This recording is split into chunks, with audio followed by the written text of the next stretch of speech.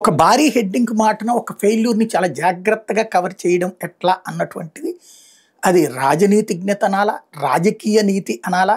ఒక తెలివైనటువంటి ఎత్తుగడ అనాలా? చంద్రబాబు గారిని వాళ్ళ మీడియాని చూసి నేర్చుకోవాలి. పంట నష్టానికి తక్షణమే పెట్టుబడి సాయం. ఇది తాజాగా చంద్రబాబు గారు ఇచ్చినటువంటి ఆదేశం. ఇది వేగవంతంగా నిర్ణయం తీసుకోమన్నారట. నేటి సాయంత్రంలోగా అందించాలని చెప్పారట. పిడుగుపాటు మృతుల కుటుంబాలకు ఆర్థిక సాయం, ధాన్యం కొనుగోలు చేయలేదనే మాట రాకూడదు. అకాల వర్షాలపై సమీక్షలో ముఖ్యమంత్రి Chandrababu Naidu.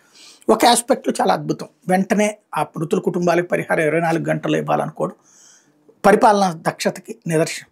At the same time పరిహారం కూడా వెంటనే ఇచ్చేస్తారు. ఇస్తే చాలా గ్రేట్. ఇంతవరకు అవన్నీ లెక్కలు తీసుకుని ఆ తర్వాత ఇప్పుడు కేంద్ర ప్రభుత్వం చేత అడిగి ఆ బేమాల్ సొమ్ములు ఇప్పిస్తారు. అట్లా కాకుండా ఇప్పుడు వీళ్ళకి పరిహారం ఇమ్మీడియట్గా ఇస్తే గ్రేట్. ఇస్తారా లేదా? ఉట్టి వీళ్ళ వరకు చనిపోయిన వాళ్ళ వరకే ఇస్తారా? అదే ఇచ్చి అందరికీ సాయం చేసేసినట్టు చూపెడతారు. ఇది నెంబర్ 3.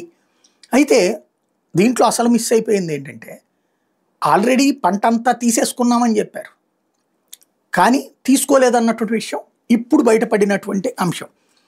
ఎంత కేంద్రంతో మాట్లాడి రైతుల దగ్గర అదనంగా ఉన్న పంటను కూడా కొనుగోలు చేసేలా చర్యలు తీసుకుంటామని చంద్రబాబు వివరించారు. తమ ధాన్యం కొనలేదనే మాట ఏ ఒక్క రైతు నుంచి కూడా రాకూడదని చెప్పారు. రబీలో 20 లక్షల టన్నుల ధాన్యం సేకరణ లక్ష్యం కాగా ఇప్పటికే 13 లక్షల టన్నులు సేకరించామని పరిసరాల శాఖ కమిషనర్ సౌరభ్ గౌర్ చెప్పారు. ఇక్కడ అసలు లాజిక్ చూడండి. అంటే ఇప్పటికే లక్ష్యం అవ్వలా. మొన్న నాదెళ్ల మనోహర్ గారు ప్రెస్ మీట్ పెట్టి మరి లక్ష్యానికి మించి చేశామని చెప్పుకొచ్చారు. తీరా చూస్తే 20 లక్షల టన్నుల ధాన్యం సేకరణ లక్ష్యం అయితే ఇప్పటికీ 13 లక్షల టన్నులే సేకరించారు.